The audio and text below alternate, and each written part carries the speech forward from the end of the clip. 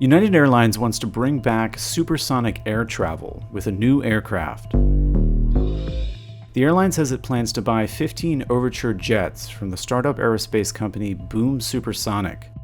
Boom hopes to fly a scaled-down prototype later this year or early in 2022, with the full-size 88-seat version targeted to carry passengers by 2029.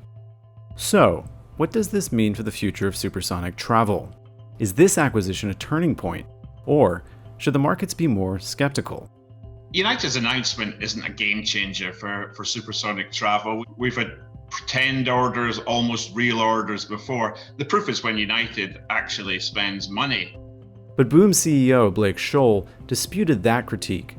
In an email to the Journal, he wrote, "United has agreed to purchase 15 Overture aircraft on industry standard terms, including non-refundable upfront payments." In a statement to the Wall Street Journal, United said, "While we cannot disclose the financial details, we can confirm that we have made a deposit, which signals our confidence in Boom as well as the aircraft they are building." Over the past decade, several startups, the most prominent of which include Boom, Aerion, and Spike, have been working to develop the next generation of commercial supersonic jets. But creating a new plane that can travel faster than the speed of sound and do it safely is not easy or cheap. Really, this is just a question of funding. It's probably going to cost well over $20 billion to develop a supersonic jet, to say nothing of the cost of actually building it and buying it. Last month, Aerion, which was backed by Boeing, folded after it was unable to raise enough money to produce a planned supersonic business jet. The British-French airliner Concorde was one of only 2 supersonic jets to have operated commercially. But it failed as a business because of its high ticket prices and a 2000 crash in Paris that left 113 people dead. A 3.5-hour Concorde flight between New York and London cost as much as $10,000 in the year 2000. Although United has not said how much tickets on its supersonic jets would eventually cost, they would likely be more expensive than a typical flight. But who is the target market? There are really 2 very distinct markets. The corporate market, the business jet market, typically has very low elasticity. They don't really care how much they pay for travel, whereas scheduled air transport, the jetliner business, the airliner business, they are typically used thousands of hours per year. Obviously, that market is a bit more sensitive to price. Today, business travelers have come to expect a certain level of luxury on their subsonic flights.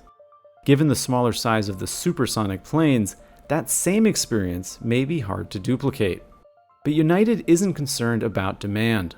The airline said it believes there will be ample appetite for supersonic trips from business travelers concentrated in United's coastal hubs. United told the Journal, "Boom is designing Overture to be profitable at fares comparable to today's subsonic business class, thanks in large part to a 75% reduction in operating costs relative to Concorde." Technological hurdles have hampered development.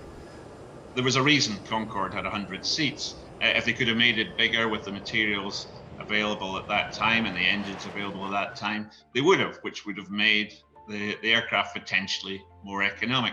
So designers now have new materials, new engines, but they still face that basic physics, which is why the shapes are very similar between these new designs and Concorde. Perhaps the biggest technological problem is reducing the sonic boom that is made when these supersonic jets break the sound barrier.